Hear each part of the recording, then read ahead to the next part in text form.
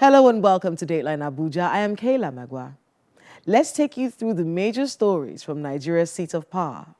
President Muhammadu Buhari has received the booster dose of the COVID-19 vaccine as an addition to the initial 2 jabs taken earlier in the year.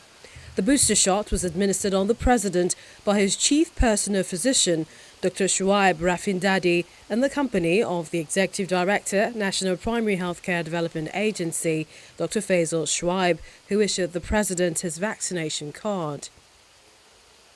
The president met a number of state governors. Among them is Governor Nasir El-Rufai of Kaduna State. This visit is coming days after attacks in some communities in the state claimed almost 40 lives. Even if you know where the bandits are, you don't want to go and bomb all of them because they may have civilians in custody. You may have collateral damage. If the security forces are unwilling or unable to reach the locations where these bandits are, then there is nothing we can do as a state government. The truth of the matter is our military and police are very few in number and they are overstretched. The chairman of the Nigerian Governors Forum, Governor Kaide Fayemi of Ekiti State, also visited the president, and he used the opportunity to react to the president's rejection of the Electoral Act Amendment Bill. It really doesn't matter to any governor whether you have primaries via a direct mode or an indirect mode. Mr. President has not objected to direct primaries. Neither has he endorsed indirect primaries. There's been this exaggerated expectation that direct primaries is going to provide all answers to whatever electoral challenges that we have faced. And we all know that that is false. Direct primaries has its own challenges. Indirect primaries has its own challenges. I think all should commend the courage of Mr. President to stand with the people. The president also met Governor Umar Ganduje of Kano State, who came to appeal to him to come to the aid of the state as its forests have been taken over by terrorists, armed robbers, bandits and criminal elements. We have observed that the security situation now, our forests are the major problems because they accommodate bandits, they accommodate terrorists, they accommodate armed robbers, and they accommodate also herdsmen who are criminals. And I have requested Mr. President to also establish another institution within that forest, and that forest will be liberated completely. Launched. The federal government has promised that the National Development Plan 2021 to 2025, launched at this week's Federal Executive Council, will increase the nation's revenue to 15% of the GDP from its current 7% rating. The Minister of Finance, Mrs. Zainab Ahmed, stated this at the public presentation of the plan to the President. The plan seeks to invest massively in infrastructure, ensure macroeconomic stability, enhance the investment environment, improve on social indicators and living conditions, tackle climate change mitigation, adaptation and resilience strategies, amongst others. Days after the president rejected the Electoral Act Amendment Bill, he met with the leadership of the National Assembly. The meeting was held behind closed doors.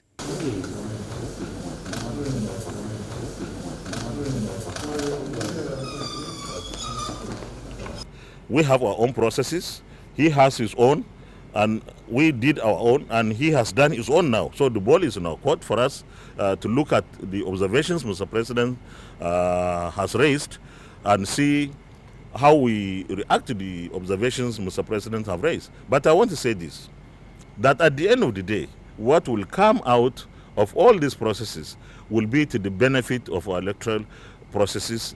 It will be an outcome that will ensure that INEC is able to monitor these processes properly, that our political parties are also able to be strong, that at the end of the day, Nigerians should have an electoral act amended to make the election of Nigerians into various offices, very, very transparent, full of integrity, and of course, we will be proud at the end of the day that we are part of that history of amending the Electoral Act to make our electoral processes better.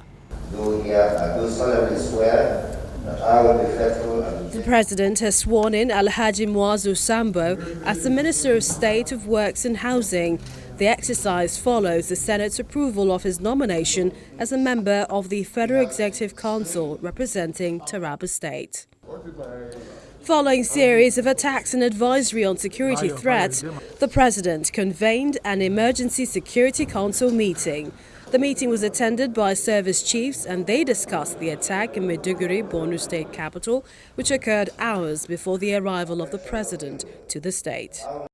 The Vice President, Professor Yemi Osinbajo, has launched the review of the baseline report and realignment of the National Statistical System with the Sustainable Development Goals. In order for the SDGs to be truly sustainable, they must be integrated into plans and policies of government. And this is precisely the approach that we have taken, beginning from the Economic Recovery and Growth Plan 2017 to 2020, the National Poverty Reduction with Growth Strategy, and then the Economic Sustainability Plan, which of course, as you know, was our short-term response to the adverse impact of the COVID-19 pandemic. And now the National Development Plan 2021 to 2025. An extraordinary virtual Federal Executive Council has approved a total of 65.3 billion naira for the award of contracts in the Power Ministry. The meeting, which is the last for the year, was presided over by Vice President Professor Yemi Osinbajo. We may not be having much problem with generation. So unless we are able to strengthen the electricity grid, which is nationwide, and to expand and to be able to evacuate what the grid can take to consumers, we have a lot of problems ahead of us.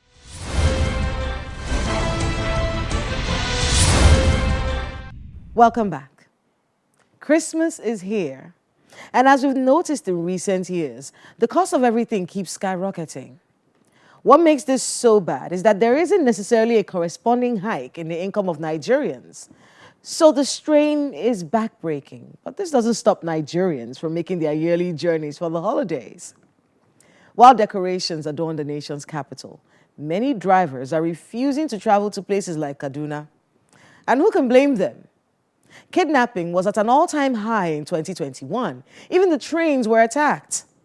We turn our focus this week to the plans of the Federal Capital Territory Police Command to keep Abuja residents safe this Christmas. The streets are wearing a new look.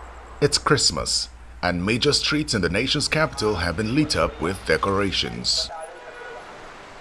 From the Berger Junction to the AYA Junction, night is illuminated by the lights from the decorations. This is part of efforts to create the Yuletide mood in the nation's capital.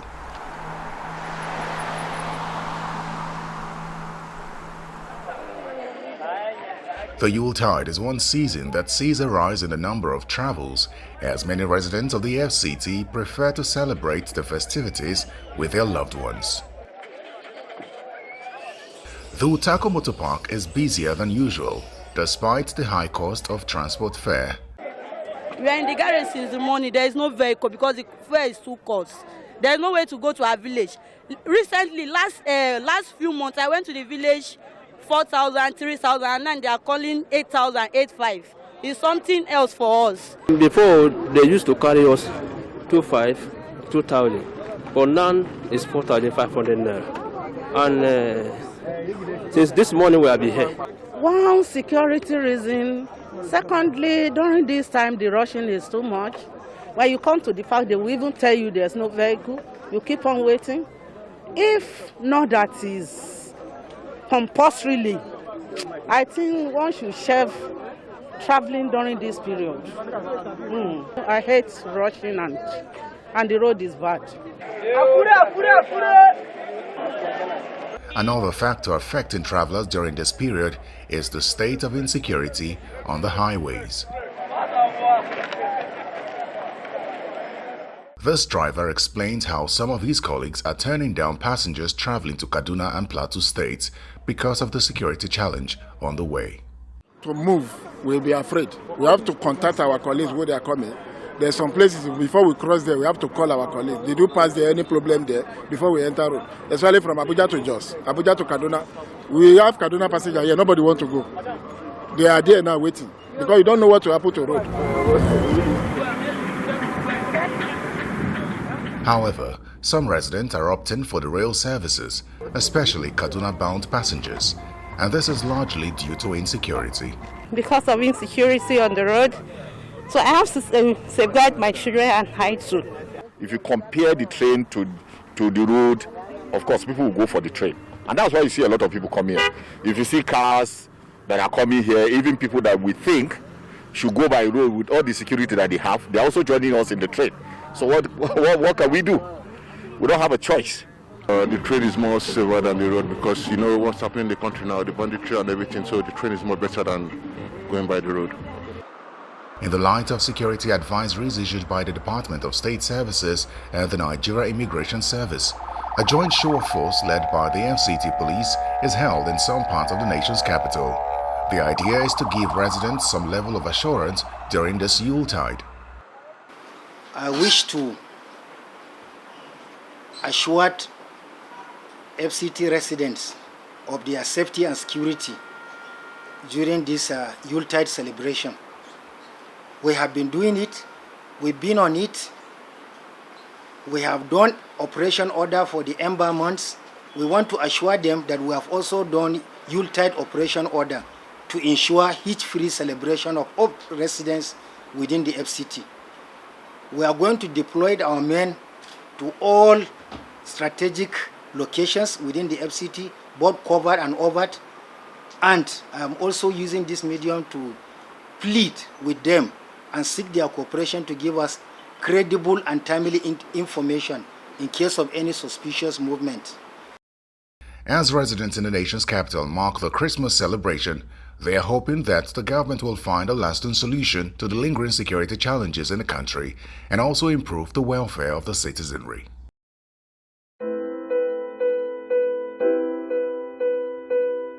My guest on the program is the Public Relations Officer of the Nigerian Police, Commissioner of Police Frank Mba.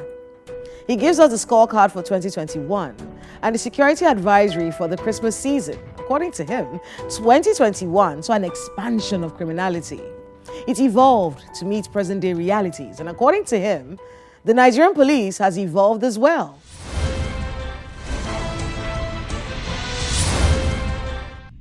Mr. Frank Mba, welcome to Dateline Abuja. Thank you, Kayla. It's a pleasure being here with you. It's been quite a year, hasn't it? I mean, for the police force, especially for your office.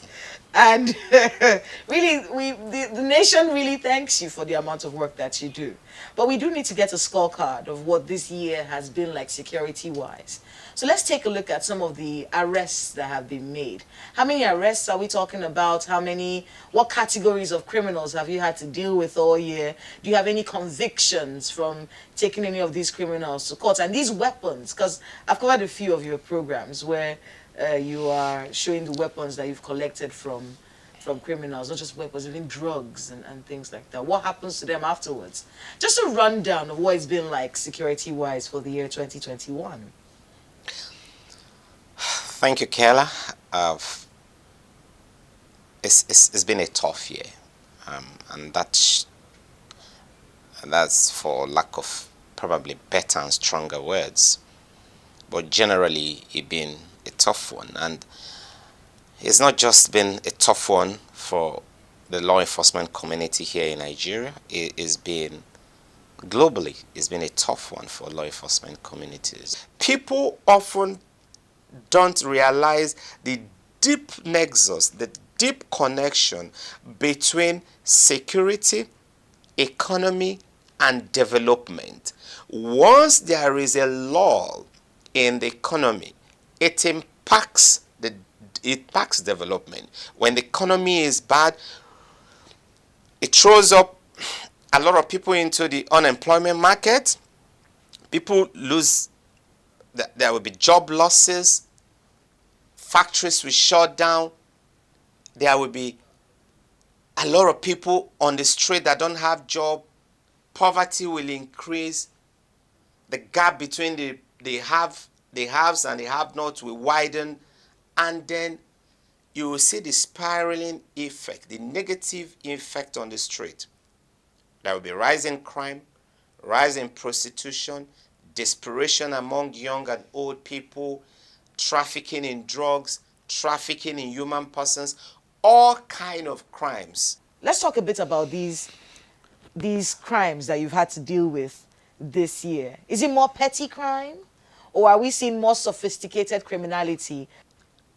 Globalization and internet has thrown up another generation of crime, and that's why part of the challenges of the law enforcement community, not just in Nigeria, globally again, is the fact that you must continue to train. You must continue to train because the world is dynamic.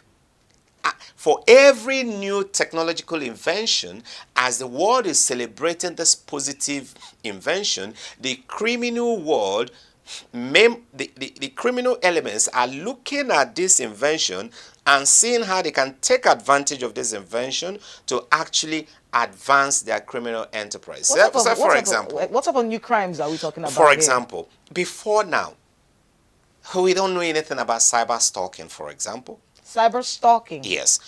Before now, for instance, the kind of fraud that are committed in this country are limited to the regular obtaining money under false pretenses, a couple of forging of documents, the kind of things that you hear that are done at Oluwole. Today, there is a migration from the physical crime world to the digital or the cyber crime space. And so, and again, the pandemic actually also helped in increasing the speed of migration, because at the peak of the pandemic, a lot of people were shut down and they began to work virtually. A lot of us think about schools when we think about cultism, and I know the reason why it's been coming up. There is a documentary out right now that everyone has been talking about cultism in the country, and it was very interesting to see that this is something that is endemic in our country, and one that law enforcement has had to find creative ways to deal with. You know, it's a very interesting dynamic. But let's go to the actual arrests that have happened so far. For the year under review, we arrested a total of 9,005 very hardened criminal. Nationwide. But the statistics, again, I'm giving for now, is limited to the activities of the operational and investigative themes or departments that are domiciled at the force headquarters. So they exclude the statistics from the different states of the Federation: Lagos, Rivers, Edo, Kano, Jigawa, Plateau. We are working on those statistics. If you want to look at the breakdown of this, 167 of them are terror suspects. 1,556 of them are suspected kidnappers. 1,734 were arrested for robbery, armed robbery related offenses. 1,565 were arrested for cultism related offenses. Then 1,446 were arrested for homicide cases, murder, manslaughter, and the rest of them. And then again, we saw a jump in the number of suspects arrested for cyber crimes. So we have 1,185 suspected cyber criminals that were arrested. And that's why we are beginning to strengthen our capacity to forensically interdict cyber criminals and also forensically investigate cyber-related offenses. A total of 1,364 kidnapped victims were rescued and safely reunited with their families. Well, there is quite a lot to talk about, but unfortunately, this is where we'd have to wrap it up today on the interview. But thank you so much, Mr. Frank Mba, for speaking with us here on Dateline Abuja, and good luck with the work that you have to do this Christmas. Thank you, Kela. It's always a pleasure serving this great country. And once again, Merry Christmas and Happy New Year to you, to the Channels family, and to millions of Nigerians out there.